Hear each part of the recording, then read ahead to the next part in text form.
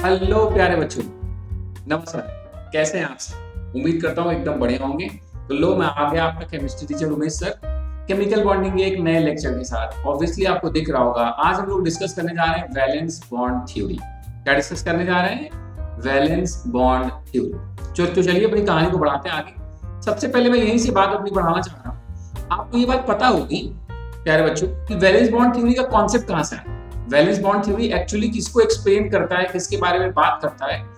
Valence bond theory का फंडा relate करता है किसके साथ, कि आखिर कोवेलेंट बॉन्ड बनता कैसे।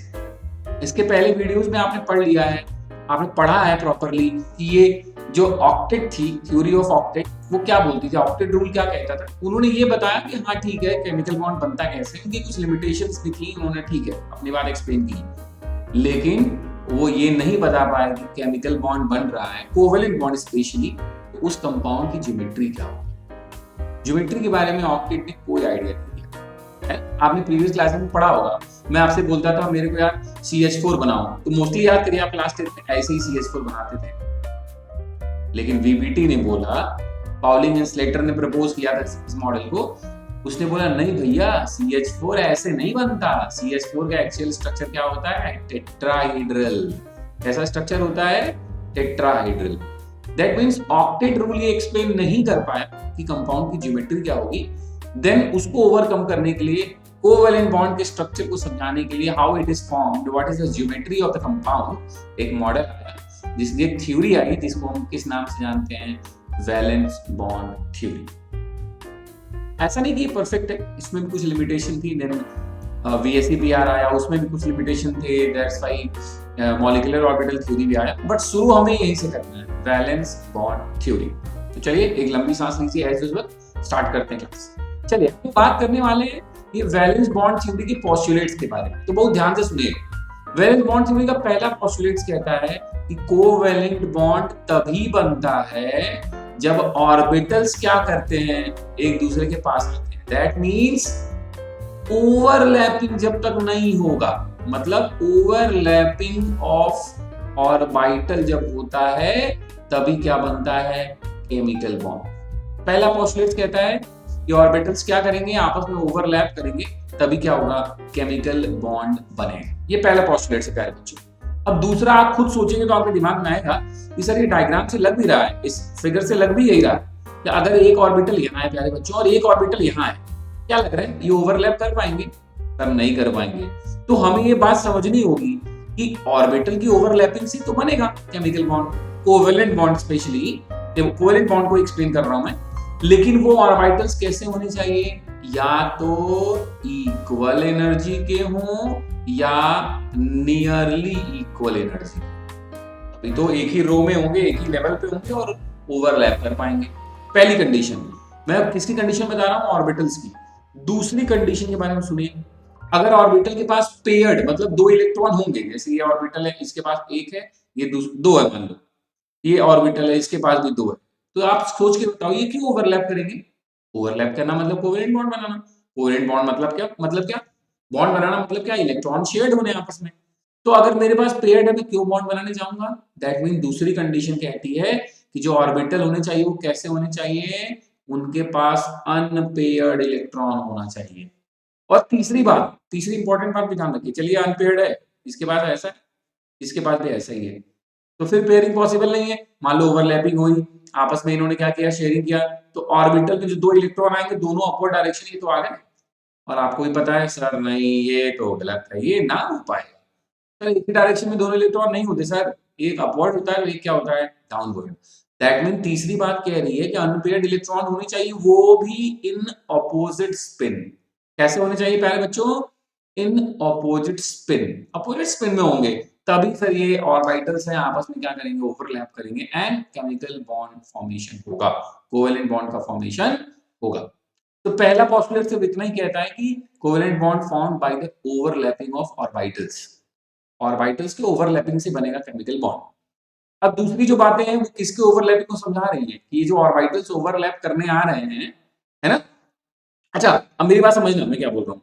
कह रहा है जब दो एटम आपस में अप्रोच करेंगे एक दूसरे के पास, तो ऑब्वियसली दोनों के पास ही इलेक्ट्रॉन है, तो वो अट्रैक्ट भी कर रहे हैं बिकॉज ऑफ न्यूक्लियस, एटम के पास न्यूक्लियस है, तो न्यूक्लियस क्या कर रहा है, अट्रैक्ट कर रहा है इलेक्ट्रॉन्स को अपनी तरफ, लेकिन वहां पर रिपल्शन भी काम कर रहा है।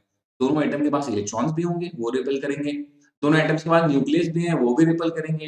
तो बॉन्ड कब बनेगा, बॉन्ड तभी पॉसिबल है जब force of attraction greater than हो क्या, फोर्स ऑफ रिपल्शन, तभी क्या होगा, केमिकल बॉन्ड फॉर्मेशन होगा, कोवेलेंट बॉन्ड फॉर्मेशन होगा। ठीक है, अब कह रहा है, ध्यान से सुनना, वो ऑर्बिटल्स के मैंने बता दिया, ऑर्बिटल्स की कंडीशन मैंने बता दी।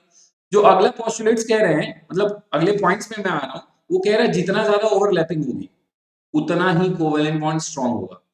ज्यादा ओवरलैपिंग का मतलब ज्यादा एक दूसरे से शेयरिंग हुई इलेक्ट्रॉन्स की, तो उतना ही ज्यादा स्ट्रॉन्गर आपका क्या होगा, बॉन्ड होगा, मतलब उस बॉन्ड की स्ट्रेंथ उतनी ही ज्यादा होगी।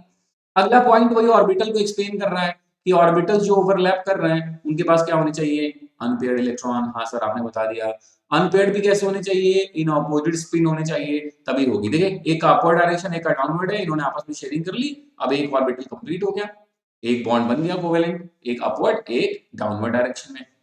एच और एच के बीच में सिंगल कोवेलेंट बॉन्ड बनता है, आप भी जानते हो, दो इलेक्ट्रॉन लगेंगे बनाने के लिए, एक अपवर्ड हो गया एक डाउनवर्ड हो गया, हाँ ये ओवरलैपिंग हो गई, अच्छे से पॉसिबल है ना।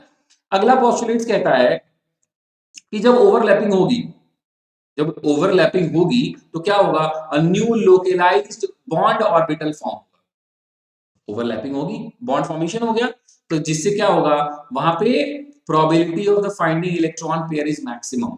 ऑब्वियसली ओवरलैपिंग होगी, इलेक्ट्रॉन पेयर्ड होंगे, वही वो बताना चाह रहे हैं। ठीक है, कह रहा है कोवेलेंट बॉन्ड की जो एनर्जी अराइज होगी वो कब होगी, कैसे होगी, ड्यू टू इलेक्ट्रोस्टैटिक्स अट्रैक्शन। कैसे कैसे, ध्यान से देखो, अभी मैंने बोला ऊपर, न्यूक्लियस और इलेक्ट्रॉन क्लाउड के बीच में अट्रैक्शन होगा, और जो कोवेलेंट बॉन्ड की एनर्जी अराइज हो रही, क्यों हो रही है, पहला क्या है, न्यूक्लियस और इलेक्ट्रॉन क्लाउड्स के बीच में क्या है, इलेक्ट्रोस्टैटिक अट्रैक्शन, और दूसरा फंडा कह रहा है इस वजह से होगी क्योंकि attraction between spin off anti spin electron, अरे एक अपवर्ड डायरेक्शन में था एक डाउनवर्ड, तो ये भी एक दूसरे को क्या कर रहा है, अट्रैक्ट कर रहा है, अट्रैक्शन हो रहा है, इसी वजह से कोवेलेंट बॉन्ड का फॉर्मेशन भी हुआ है। तो कह रहा है कोवेलेंट बॉन्ड का फॉर्मेशन होगा, एनर्जी अराइज होगी बिकॉज ऑफ दिस, एक तो attraction force between nucleus and electron cloud, and दूसरा जो अपोजिट स्पिन में इलेक्ट्रॉन्स थे दोनों ऑर्बिटल्स के, वो भी एक दूसरे को क्या करेंगे, अट्रैक्ट करेंगे, दैट मींस फेवर्ड कंडीशन है ये ओवरलैपिंग की एंड बॉन्ड फॉर्मेशन। ठीक है, अब सवाल ये आया कि सर ओवरलैपिंग हो गई, आपने बोला जितना ज्यादा ओवरलैपिंग होगी बॉन्ड उतना ही स्ट्रांग होगा, है ना। अब ध्यान से मेरी बात सुनना, ये कॉन्सेप्ट एकदम रिलेट कर लो। मैंने बोला अगर ओवरलैपिंग ज्यादा, ध्यान से सुनना, ये देखो मैंने बोला ओवरलैपिंग ज्यादा, तो बॉन्ड क्या हो गया, स्ट्रॉन्ग, और अगर बॉन्ड स्ट्रॉन्ग है बच्चे, तो बॉन्ड लेंथ क्या हो जाएगी, सर बॉन्ड प्यार ज्यादा तो दूरी क्या होगी, कम। आप जानते हो bond strength and bond length आपस में कैसे होते हैं, इनवर्सली प्रोपोर्शनल, है ना। तो कह रहा है अगर ग्रेटर ओवरलैपिंग होगी तो पहला पॉइंट बोलता है laser will be the bond length, ज्यादा अट्रैक्शन होगा, ज्यादा more will be the bond energy, obviously तोड़ने के लिए आपको ज्यादा एनर्जी चाहिए अगर बॉन्ड स्ट्रांग है ना, और बॉन्ड स्ट्रेंथ भी उसकी क्या होगी, ज्यादा, बड़ी सिंपल सी बात है ना। अच्छा आगे देखिए, अब कह रहा है अगर ओवरलैपिंग हुई तो उसके टाइप्स हैं, हमें पढ़ना टाइप्स ऑफ ओवरलैपिंग। तो बच्चा दो तरीके से ओवरलैपिंग हो सकती है ऑर्बिटल्स के बीच में, एक एक्सियल, इसको हेड ऑन भी बोलते हैं, या कोएक्सियल ओवरलैपिंग भी बोलते हैं, और एक्सियल ओवरलैपिंग या इंड ऑन इंड ओवरलैपिंग से प्यारे बच्चों, इंड ऑन इंड ओवरलैपिंग से जो बॉन्ड बनता है उसको बोलते हैं सिग्मा, ठीक। और साइडवेज या कोलैटरल ओवरलैपिंग से जो बॉन्ड बनता है उसको बोलते हैं पाई। आपने बोला सर ये पल्ले नहीं पड़ा, तो मैं हूं ना मेरे भाई, देख ये एक पी ऑर्बिटल, ये दूसरा पी ऑर्बिटल, ये जो ओवरलैपिंग हुई है दोनों के इंड की हुई है, दोनों के इंड की हुई है, इसलिए इसको क्या बोलते हैं, इंड ऑन इंड ओवरलैपिंग। और अगर मैं एक पी ऑर्बिटल ऐसे लूं और दूसरा पी ऑर्बिटल ऐसे लूं, ऐसे, तो यहाँ जो ओवरलैपिंग हो रही है, जो कांटेक्ट में आएंगे, इस ओवरलैपिंग को हम क्या बोलते हैं, साइड बाय साइड। देखो ना एक ऑर्बिटल साइड में ओवरलैपिंग हुआ, और एक ऑर्बिटल ये इंड ऑन इंड ओवरलैपिंग हुआ। तो जो ओवरलैपिंग का रास्ता है वो दो तरीके से है, एक तो एक्सियल मतलब इंड ऑन इंड, और दूसरा क्या, साइड बाय साइड में कोलैटरल ओवरलैपिंग। तो दो तरीके से भैया ओवरलैपिंग होगी, और दो तरीके के कोवेलेंट बॉन्ड बन सकते हैं, एक सिग्मा और दूसरा पाई। ठीक है, अच्छा एक्सियल ओवरलैपिंग मतलब इंड ऑन इंड ओवरलैपिंग। अब देखिए कहां कहां पॉसिबल है, आपको ये जानना जरूरी है कि कहाँ कहाँ पॉसिबल है सर। तो s s end on end overlapping कर सकते हैं। देखो एक ऐसी है, एक ऐसी है, देखो इंड ऑन इंड ओवरलैपिंग हो गया। अरे यार स्फीयर में कौन सा इंड, मतलब आपस में जो भी ओवरलैप होगा वो क्या होगा, एस एस ओवरलैप। एक एस और एक पी, ये देखो एक एस है और एक पी, इनको भी आपस में ओवरलैप कराइए, देखो ओवरलैपिंग पॉसिबल हो गई, यहाँ भी ओवरलैपिंग हो गई। तो एस और पी भी करते हैं। ठीक है, कहने के लिए अगर मैं आपको समझाऊं तो याद रखिए पी में भी तीन होते हैं ना, p x, p y, p z. तो बच्चा मैं आपको समझा दूं, वैसे जैसे बड़े होते जाओगे ये कॉन्सेप्ट धुंधला होते जाएगा तुम्हारे दिमाग में, बट अभी मैं बता दूं पी में भी स्पेशली क्या मानते हैं कि पी जेड जो है वो कौन सा बॉन्ड बनाएगा, सिग्मा। पी एक्स और पी वाई कौन सा बॉन्ड बनाते हैं, pi. That means p z में कैसा ओवरलैपिंग होता है, इंड ऑन इंड ओवरलैपिंग। और एक्स और वाई में, p x and p y में कैसा होता है, साइड बाई साइड। इसीलिए ये बनाता है पाई बॉन्ड और ये बनाता है पी जेड, क्या बनाता है, सिग्मा। तो इंड ऑन इंड ओवरलैपिंग कहाँ कहाँ पॉसिबल है, एस और एस ऑर्बिटल के बीच में, एस और पी जेड ऑर्बिटल के बीच में, और दो पी जेड भी तो आपस में ओवरलैप कर सकते हैं। ये देखिए दो पी जेड भी आपस में क्या कर लिए, ओवरलैप कर लिए। तो end on end overlapping that means sigma bond formation किसके बीच में हो सकता है, s and s orbitals, s and P Z और पी जेड और पी जेड। और जो साइड बाय साइड ओवरलैपिंग है प्यारे बच्चों, हाँ वो कहाँ पे पॉसिबल है, दो। कहाँ कहाँ, ध्यान से देखिए। एक तो सर आपने क्या बोला, अभी आपने समझाया सर, पी एक्स और पी एक्स बना सकते हैं सर, पी वाई और पी वाई ये क्या फॉर्म करते हैं, पाई बॉन्ड। मतलब कैसी ओवरलैपिंग होगी, साइड बाय साइड। ये देखो एक ऑर्बिटल, दूसरा ऑर्बिटल, उसका साइड और यहाँ पे उसका साइड। अब ओवरलैप हो गए, अब जो बॉन्ड बना वो क्या बना, ध्यान से देखिए। एक तो यहाँ इलेक्ट्रॉन क्लाउड हो गया, तो यहाँ ओवरलैपिंग हो तो यहाँ इलेक्ट्रॉन क्लाउड हो गया, और एक नीचे इलेक्ट्रॉन क्लाउड। ठीक, क्लियर, आगे बढ़ू। अच्छा आपने बोला ठीक है सर, ये था पी पाई ओवरलैपिंग। पी एक्स भी हो सकता है, पी वाई भी हो सकता है। अब ध्यान से सुनिए, डी ऑर्बिटल भी तो है। ये देखो पी ऑर्बिटल, डी ऑर्बिटल पढ़ते को डबल डबल होता है ऐसे, है ना, ऐसे हो सकता है डी। ये देखो ये भी ओवरलैप हो गया, ये भी ओवरलैप हो गया। मतलब साइड बाय साइड पी पाई और डी पाई के बीच में भी पॉसिबल है। और वैसे ही प्यारे बच्चों डी पाई और डी पाई के बीच में भी पॉसिबल है। आपको यहाँ साफ साफ दिख रहा होगा, ये डबल डबल स्ट्रक्चर डी पाई, ये डी ऑर्बिटल, ये भी डी ऑर्बिटल।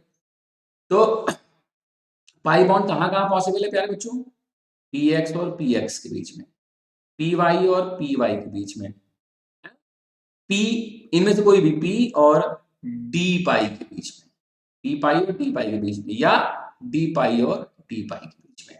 ये पाई बॉन्ड्स बनने की टेंडेंसी, और मैंने सिग्मा का बता ही दिया आपको, एस और S, S and P Z, और P Z and P Z. ठीक, अब बड़ा इंपॉर्टेंट क्वेश्चन आता है स्कूल एग्जाम्स में, आपको पता भी होना चाहिए, कॉम्पिटिटिव एग्जाम के में भी यहाँ से क्वेश्चन बनते हैं। आपसे कहता है सिग्मा और पाई बॉन्ड के बीच में डिफरेंसेस क्या है, ध्यान से समझिएगा। तो सबसे पहला क्या, सर ये एक्सियल से बनते हैं, ये साइडवेज से बनते हैं। इनकी टाइप लिख दो कहाँ कहाँ बनते हैं, इनकी भी टाइप लिख दो कहाँ कहाँ पॉसिबल है। चूंकि सिग्मा बॉन्ड में ओवरलैपिंग बच्चा ज्यादा होती है, दैट्स व्हाई ये स्ट्रांग होते हैं, ये वीक होते हैं, है ना। आपने ये बात सुनी होगी, नहीं सुनी तो मैं हूं सुनाने के लिए, ध्यान से सुनिएगा। जो सिंगल बॉन्ड होता है उसमें सिर्फ एक सिग्मा बॉन्ड होता है। डबल में क्या होता है, एक सिग्मा भी होता है, एक पाई भी होता है।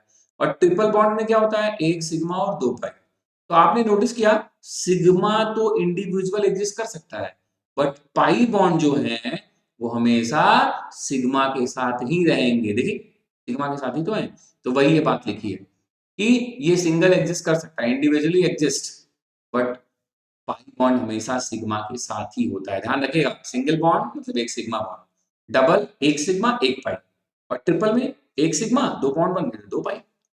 ठीक है, जो सिग्मा बॉन्ड होता है वो कैसा बॉन्ड है, डायरेक्शनल। कैसा है, डायरेक्शनल। और जो डायरेक्शनल है, या आप कह सकते हैं जो स्ट्रॉन्ग है, वो क्या डिसाइड करेगा, कंपाउंड की ज्योमेट्री। जबकि पाई बॉन्ड कैसा है, नॉन डायरेक्शनल, तो इसका कोई सिग्निफिकेंट रोल नहीं है कहां पे, तो इन ज्योमेट्री डिसाइड कर। ठीक, और लास्ट और वेरी इंपॉर्टेंट, सिग्मा बॉन्ड के अराउंड फ्री रोटेशन पॉसिबल है, लेकिन पाई बॉन्ड के अराउंड फ्री रोटेशन पॉसिबल नहीं है। आपको लगेगा सर ये एक बार समझा दीजिए, मैं एग्जांपल देता हूं, ये ध्यान से देखिए। ये देखिए एक ऑर्बिटल, ये दूसरा ऑर्बिटल, ये देखिए मैंने बॉन्ड बना दिया, चेन हो गई।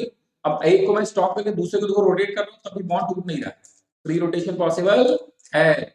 लेकिन अगर प्यारे बच्चों मैं दोनों को ऐसे कर दूं और मैं कह दूं कि ये पाई बॉन्ड बन गया, एक यहाँ पे बॉन्ड बना है और एक नीचे ऐसे, तो अगर एक को रख के दूसरे को रोटेट करूंगा, देखिए जैसे मैं रोटेट करूंगा दोनों बॉन्ड टूट गया, ऊपर वाला भी टूट गया और नीचे वाला भी टूट गया। तो फ्री रोटेशन पॉसिबल नहीं है अराउंड पाई बॉन्ड, और सिग्मा बॉन्ड के अराउंड फ्री रोटेशन पॉसिबल है। ठीक, एक और भी बॉन्ड है डेल्टा बॉन्ड, बट ऑब्वियसली ये आपसे थोड़ा रिलेट नहीं करता, तो हम इसके बारे में बात नहीं करेंगे, ठीक है। और वीबीटी में जो अगला कॉन्सेप्ट आता है जो आपको समझने की जरूरत है प्यारे बच्चों, है ना, वो ये है कि वीबीटी ही रिलेट करता है किसके बारे में, हाइब्रिडाइजेशन के बारे में। किसके बारे में रिलेट करता है, मतलब आप कह सकते हैं वीबीटी की कुछ कमियां थी, तो इसीलिए वीबीटी को एक्सटेंड करके उसमें हाइब्रिडाइजेशन टर्म भी ऐड कर दिया गया, उसके बारे में भी पाउलिंग भैया ने बताया, है ना। तो उम्मीद करता हूं आपको वीबीटी वाला कॉन्सेप्ट समझ में आया होगा, जो किसको एक्सप्लेन करता है, कोवेलेंट बॉन्ड फॉर्मेशन को एक्सप्लेन करता है। और प्यारे बच्चों आप ध्यान रखिएगा कि वीबीटी से इंपॉर्टेंट क्वेश्चन आपके हर जगह के लिए इंपॉर्टेंट है। सिग्मा और पाई बॉन्ड्स, कौन से बॉन्ड में कौन सिग्मा कौन पाई, है ना, ध्यान रखिएगा। कौन एंड ऑन एंड ओवरलैपिंग करते हैं, कौन साइड बाय साइड ओवरलैपिंग करते हैं, ये बहुत जानना आपके लिए जरूरी है और very important for school exam. Sigma और पाई बॉन्ड में क्या डिफरेंसेस है, ठीक है। तो चलिए उम्मीद करता हूं आपको वीबीटी कॉन्सेप्ट छोटा ही था, बड़े आसानी से समझ में आ गया होगा। तो मिलते हैं एक नेक्स्ट वीडियो में केमिकल बॉन्डिंग के बाकी बचे हुए कॉन्सेप्ट्स के साथ। तब तक मैं उम्मीद करता हूं आप अपना ख्याल रखेंगे, खुश रहेंगे। जय श्री राधे।